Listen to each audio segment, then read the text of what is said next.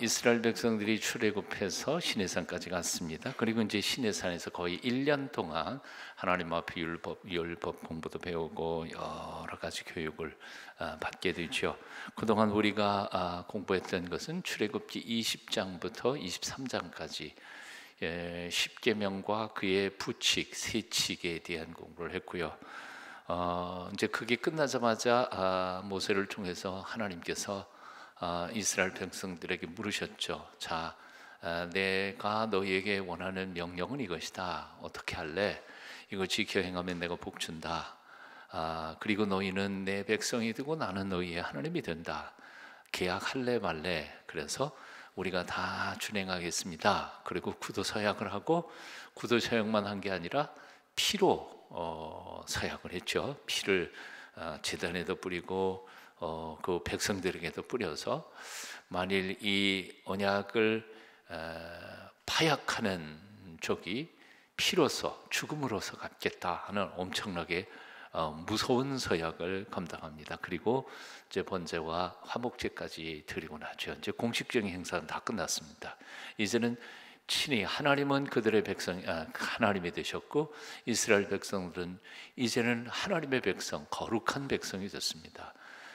온 세상에 유일한 하나님의 백성이 된 것이죠.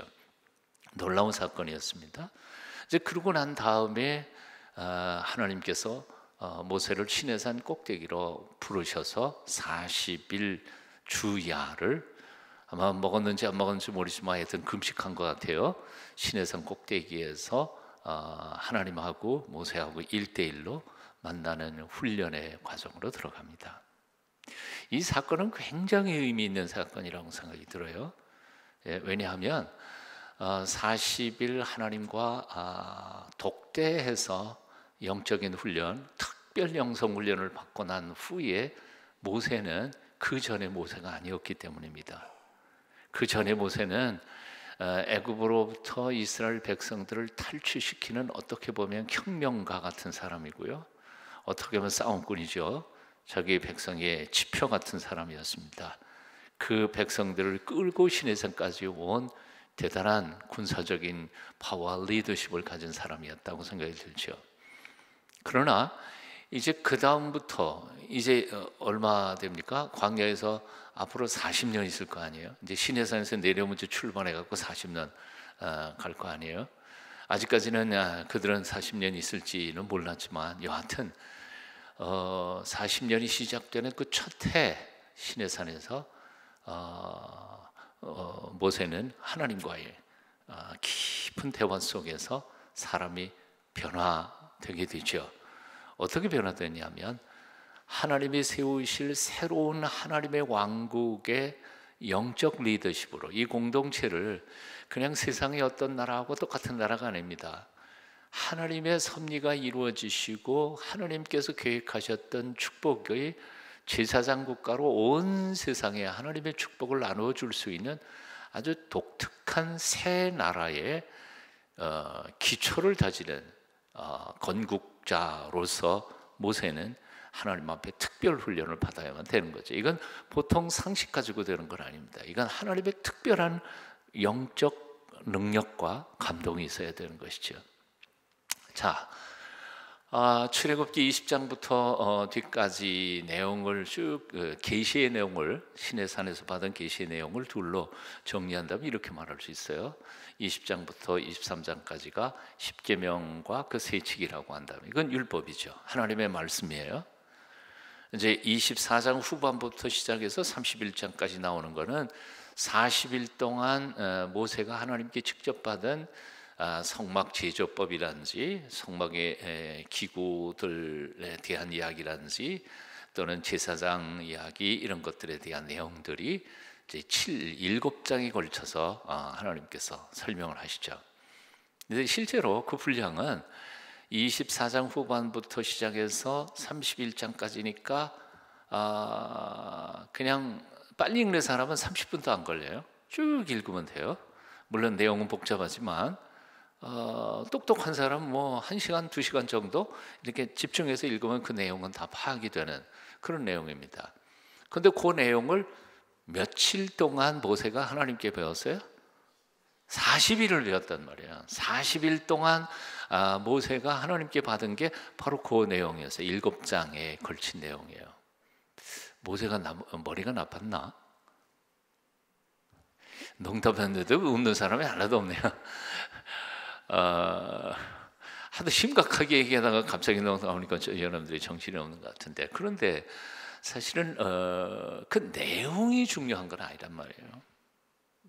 정말 중요한 것은 뭔고 하니 사람이 뒤집어 바뀌어야 되는 거예요. 우리가 사람이 변화된다는 것은 어떻게 변화될까요? 물론 이제 생각을 바꾸는 것은 새로운 정보가 들어가면 생각이 바뀔 수 있어요.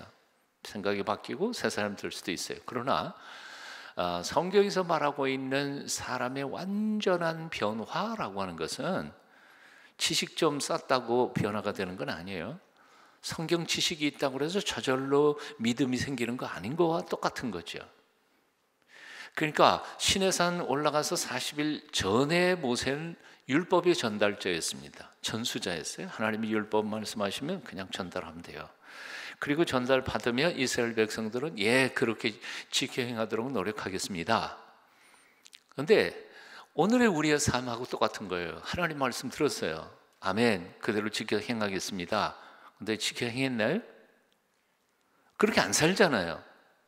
왜 못 살아요? 몰라서 못 사나요? 지식이 없어서 못 살아요? 아니에요. 이 머리에 든 거는 빤한데 이 몸이 말을 안 들어주는 거예요. 몸이 말을 안 듣는 거예요. 몸이 바뀌어야 된다는 거예요. 영성 자체가 바뀌어야 된다는 거예요. 변화는 어떻게 되는 것인가요? 내가 결심한다고 바꿔지나요? 우리 인간이 지성, 감성, 또 의지, 이 세 가지를 인격이라고 말하죠. 라틴어는 페르소나라 그래서 person이라고 할 때 이 세 가지가 균형 잡힌 인격을 가리켜서 우리 인간이라고 말해요. 지성, 아는 거예요. 감성, 느끼는 거예요. 그리고 의지, 결단하는 거예요.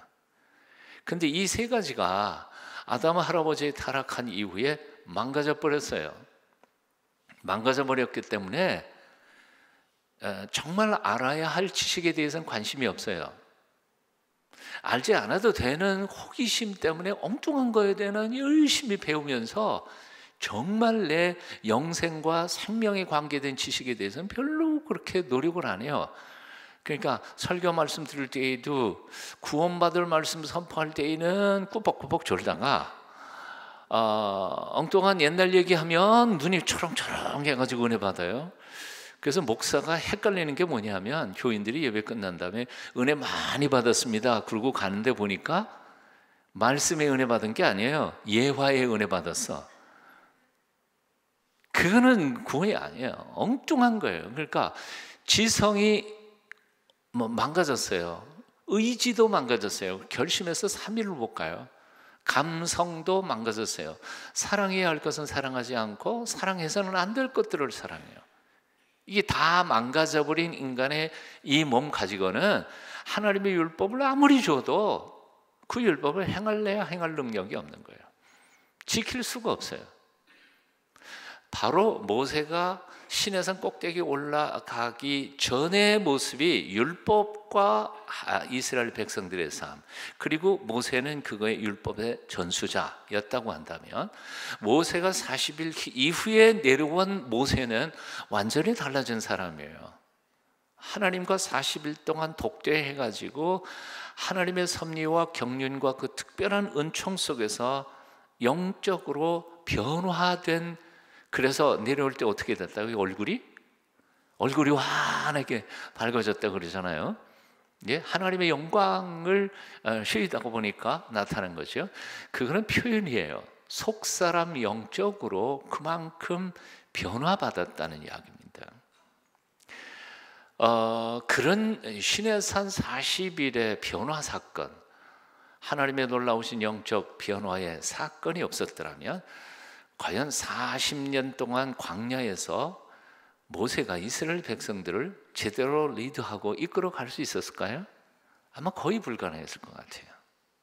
그래서 하나님께서는 광야 40년을 버티도록 영적 파워와 능력을 그 40일 동안 모세에게 변화시켜 주시면서 단순한 율법 지식으로 그것을 윤리적 도덕적으로 실천하는 윤리적 삶이 아니라 영적 파워를 가지고 주의 백성들을 리도할 수 있도록 그를 변화시키시고 은총을 베푸신 사건이라는 거죠. 그 사건이 없었다면 광야 40년을 그는 자신의 영적 지도자로서 리더십을 발휘할 수 없었을 것이라고 생각합니다. 자, 모세만이 아니에요. 예수님께서도 30년 준비하시고 공생의 3년을 시작하기 전에 며칠이요? 유대 광야에 나가셔서 40일 동안 금식 기도하시면서 영적으로 하나님 아버지의 은총 안에서 새롭게 무장을 하시고 3년 공생애를 시작합니다. 자, 모세가 그랬다면, 예수님께서 그랬다면 우리는 어떨까요? 우리는 어떨까요? 우리의 신의 산은 어디 있어요? 우리는 요즘에 교인하고 그리스도인하고가 차이가 나는 거예요. 교인은 뭐예요? 통성교 교회 새신자 등록하면 뭐 이렇게 해가지고 그냥 교인 되는 거죠. 1년 되면 세례 받고요. 뭐 또 잘 인기 있으면 또 권사님도 되시고요. 아니에요. 기도 많이 하셔서 그런 거예요. 여하튼 그건 교인이에요. 하지만 영적으로 내 속사람이 살아계신 하나님을 만나서 성령의 은총으로 속이 확 변화된 경험이 없는 사람은 그리스도인이라고 말할 수는 없는 거죠. 크리스찬의 삶은 단순히 성경 속에 나타난 율법의 말씀을 지켜 행하는 윤리적 도덕적 삶이 아니라 지금도 살아계셔서 우리 가운데 오시는 성령님과 함께 동행하는 삶이라는 거죠. 예수님의 제자들이 3년 동안 제자 훈련 받았어요. 예수님이 직접 제자 훈련을 시키셨어요. 얼마나 말씀을 잘 하시겠어요? 얼마나 하나님의 섭리에 대해서 잘 알겠어요? 예수님은 더더군다나 핵심을 찔러서 쉽게 다 설명했을 거 아니에요. 그런데 결국 예수님께서 십자가 지실 때 어디로 갔어요? 다 도망가 버렸어요. 언제 그들이 변화돼서 새로운 일꾼이 됐나요? 사도행전 2장에 성령 강림이 와서 성령이 충만함을 경험하고 난 후에 하나님의 사람들을 변화된 거죠. 목사도 마찬가지고요. 교회 다니는 크리스천들도 마찬가지라고 생각합니다. 여러분의 생애 속에서 여러분의 신의 산 경험은 언제였던가요? 언제 하나님께서 나를 변화시키시는 경험을 했던가요? 한번 돌아보시고요. 그런 경험이 없었다 그런다면 이제라도 사모하셔야 돼요. 사모하셔야 돼요. 예? 40일 금식 기도할 필요는 없다 할지라도 사모하는 영혼 속에 하나님께서 우리를 만나주시고 우리를 변화시켜 주실 줄로 믿습니다. 그걸 가리켜서 이 40일 신의 산 사건, 그걸 가리켜서 요즘의 영성훈련에서는 고독훈련이라고 표현을 합니다. 고독훈련. 고독훈련이라고 하는 것은 뭐냐 하면 요란한 세상 속에서 뚝 떨어져 나와가지고 아무도 만나지 않고 하나님하고 나하고만 1대1로 단독자로 그분의 임재 앞에 나를 발견하는 시간이에요. 아까 말씀드렸죠. 변화라는 것은 어떤 것을 통해서 변화가 나타날까? 사람이 어떻게 하면 변화될까? 결심해도 안 되고 말씀을 지켜 행해도 안 되는데 변화는 어떻게 나타날까? 예, 가장 중요한 교육학의 원리가 있어요. 변화는 어디로부터 나오냐면 만남으로 나옵니다. 만남을 통해서 변화의 사건이 터져요. 그래서 영어에서는 encounter라고 해요. 그냥 얼굴만 이렇게 보고 만나는 게 아니에요. 인격적으로 당 해서 부딪히는 사건이 날 때 만나는 거예요. 그 만남이 나오면 사람이 변화가 되겠어요. 생각이 바뀌든 삶이 바뀌든. 이 시내산 꼭대기에서 뿐만 아니라 이 영성훈련에서 고독훈련에서 두 가지의 만남이 필요해요. 그 첫 번째는 바로 나 자신과의 만남이에요. 두 번째는 하나님과의 만남이에요. 예? 내가 나 자신을 잘 몰라요. 내가 어떤 사람인지를 내가 잘 몰라요. 근데 내가 이런 존재구나 라는 것을 깨닫는 순간 사람은 변하게 되어 있는 거예요. 그러니까 나 자신의 존재의 정체성을 분명하게 깨닫는 순간 그 다음에 사람은 변해요. 나는 누굴까요? 나는 어떤 존재일까요? 예? 내가 어떤 사람일까요? 예, 보통은 요즘에 현대인들은 자기 직함에 착각해요. 사장, 그리고 사장 이름 하면 자기 사장, 인격 자체가, 인생 자체가 사장인 줄 알아요. 예? 목사, 그럼 뭐 자기가 목사 신앙을 가지고 있는 줄 알아요. 동순교회 다니는 교인, 그러면 동순교회 좋은 교회니까 나도 신앙이 좋다고 생각하는 것 같아요. 착각하지 말라는 얘기예요 지금. 이 고독 훈련의 가장 핵심적인 표현은 바로 이런 거예요. 모세가 시내산에 이 군중들랑 다 떨어져 가지고 격리해서 시내산 꼭대기에 하나님하고 단독으로 만나는 것처럼 격리돼서 따로 떨어져서 가야 돼요.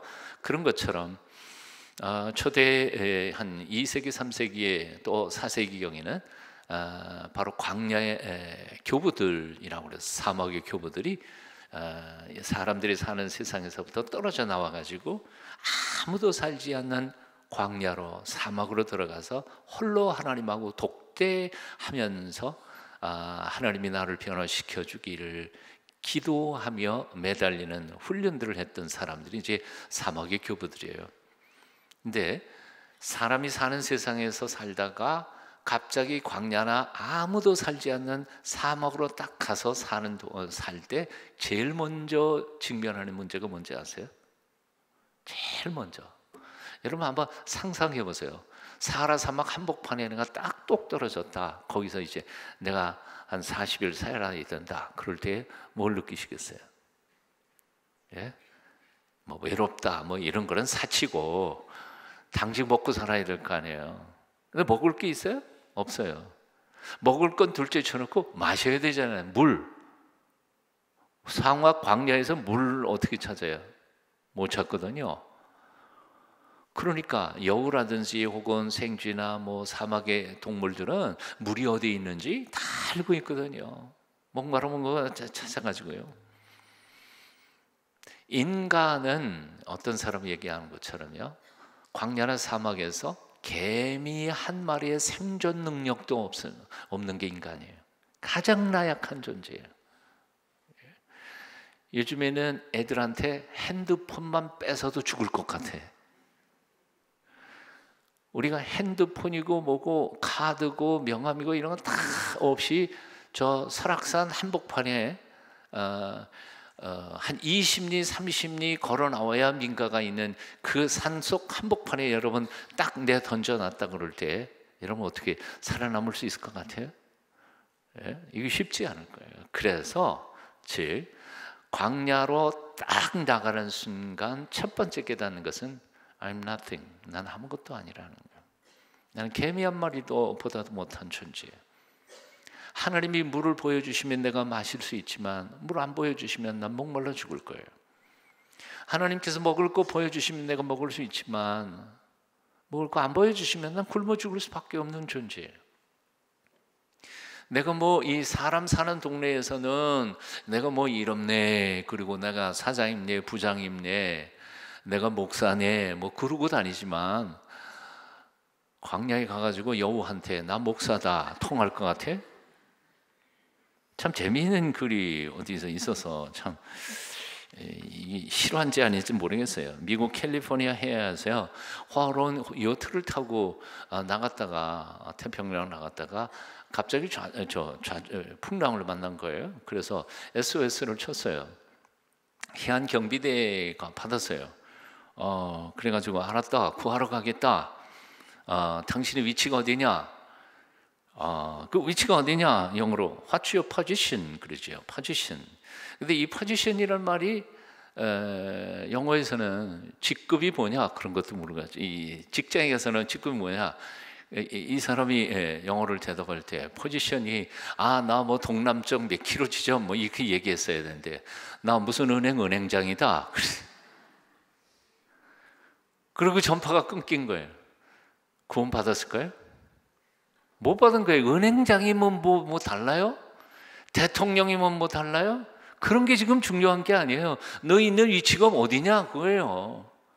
동경 어디 북이 몇 도 그걸 돼야 되지. 중요한 건 바로 나예요. 이 직함이 아니에요. 나라고 하는 사람. 그런데 놀라운 것은 나의 무능, 나의 부족함을 발견할 때 우리는 변화될 수밖에 없습니다. 내 자신이 나를 믿을 수 없는 존재이구나 하는 것을 깨닫게 될 때 두 번째 단계를 가게 됩니다. 그럼 뭘 믿어요? 하나님밖에는 믿을 분이 없구나. 그래서 이것을 신앙의 두 날개라고 표현했습니다. 하나님 나라로 날러 올라가는 데에는 날개가 두 개 필요한데 하나는 뭐예요? 나 자신의 전적 포기예요. 나는 아니야. 그리고 또 다른 쪽 한 개의 날개는 하나님의 전적인 의뢰예요. 하나님이라면 뭐든지 다 가능합니다. 나는 아무것도 아니지만 하나님이라면 뭐든지 가능합니다. 이 두 날개로 우리는 하나님 나라를 갈 수 있다는 거예요. 그걸 깨닫는 것이 바로 고독 훈련이고요. 그것이 바로 시내산 꼭대기에서의 모세의 경험이라는 거죠. 밑에서 시내산 아래에서 백성들이 뭐라고 생각해요? 40일 동안 어떻게 살아있었냐? 절대로 모세는 살아있을 수 없어. 그래서 금송아지 말들자. 그게 바로 인간의 생각이니까요. 인간의 방법은 그건 불가능해요. 근데 하나님은 가능한 거 아니에요.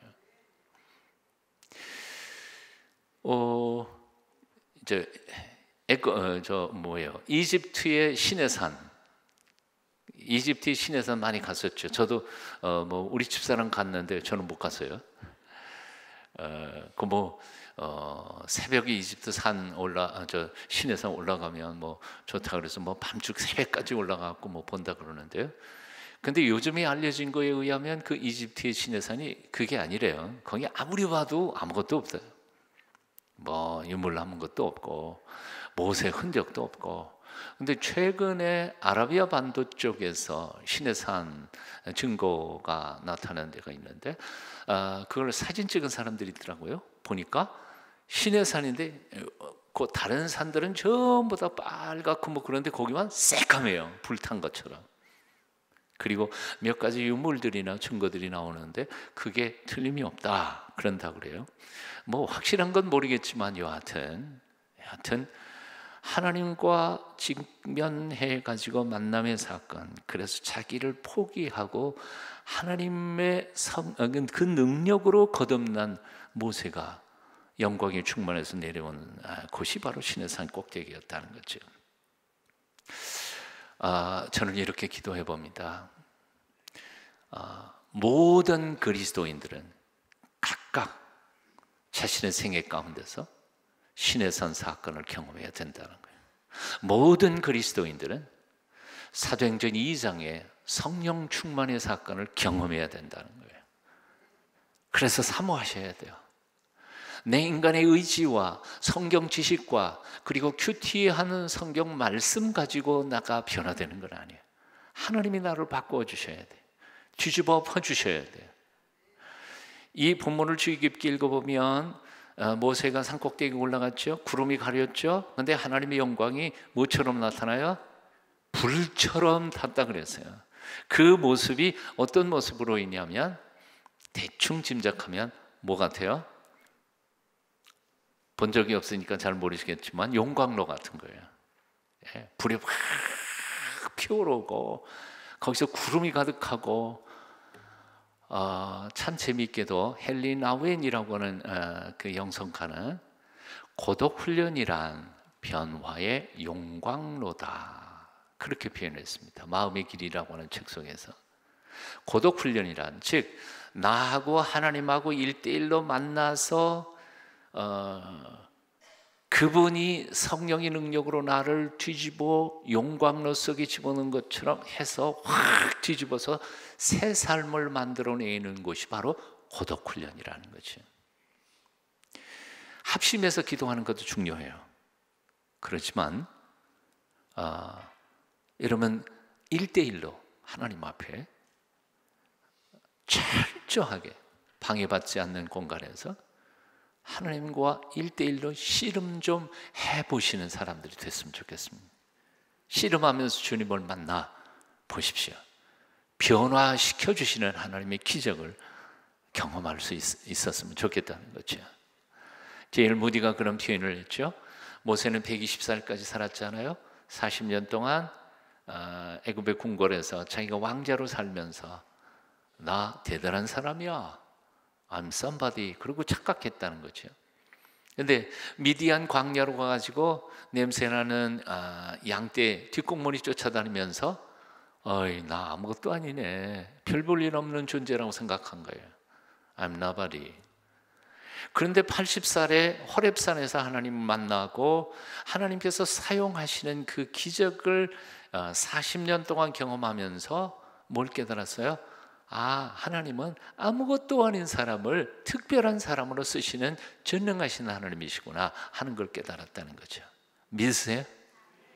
그런데 한 가지 더, 그 무디가 언급하지는 않았지만 더 우리가 생각할 것은 그 마지막 40년이 시작이 어디부터 시작했냐 말이에요.